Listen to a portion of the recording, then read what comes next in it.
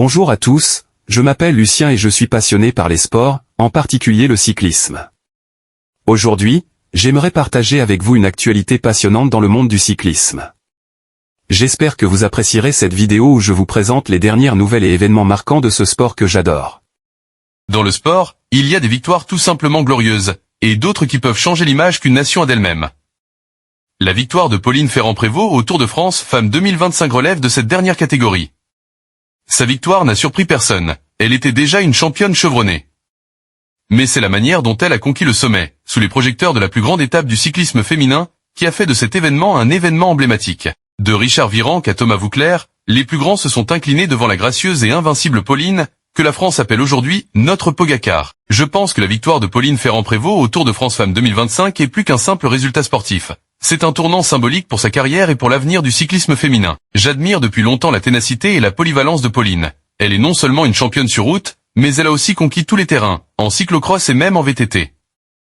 Mais c'est sa victoire au Tour de France, la plus grande course, où tous les regards sont tournés vers elle, qui l'a véritablement propulsée au rang de légende vivante. Je suis d'accord avec Richard Virenque lorsqu'il dit que Pauline se rapproche de Jeannie Longo. Mais personnellement, je pense que Pauline a accompli autre chose. Elle a ravivé la conviction que le cyclisme féminin peut offrir de grands moments, suffisamment pour fasciner non seulement les téléspectateurs, mais aussi les icônes du sport. Ce qui m'a impressionné, ce n'est pas seulement sa victoire, mais aussi sa façon de gagner avec dignité, avec l'air de quelqu'un qui sait ce qu'elle représente. À une époque où le cyclisme féminin était éclipsé par une organisation défaillante, Pauline est devenue l'image même de la résurrection. Et je crois qu'après cette victoire, non seulement davantage de jeunes femmes enfourcheront le vélo, mais le monde entier se souviendra. Il s'avère que les grandes histoires ne sont pas seulement écrites par des hommes, mais aussi par des femmes comme Pauline, avec leur sueur, leur détermination et leur désir inébranlable. Je pense que comparer une personne comme Pauline Ferrand-Prévot à Tadej Pogacar n'est plus un simple compliment, mais une profonde reconnaissance d'un sport qui transcende les genres. Personnellement, je suis très ému d'entendre des commentaires comme « c'est la Pogacar de la France ». Non seulement parce que cela place Pauline au même niveau que l'un des plus grands cyclistes de notre époque, mais aussi parce que cela reflète un changement très positif. Nous nous éloignons progressivement de l'ancien état d'esprit, où le sport féminin a toujours été considéré comme une version miniature du sport masculin.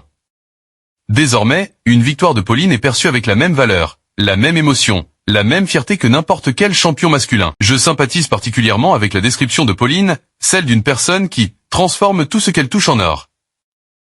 Je ne pense pas que ce soit un hasard, mais le fruit d'une volonté immense cachée derrière une apparence brillante et accessible.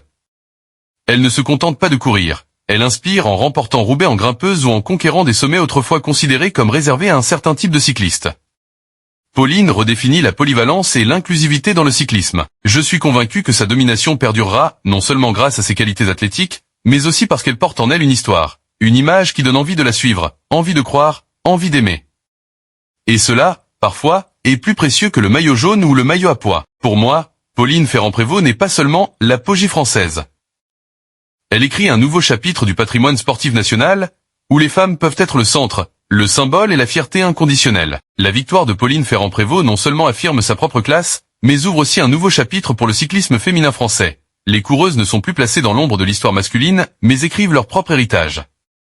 Elle n'a plus besoin de se forcer à être comparée aux championnes, car elle est désormais la référence.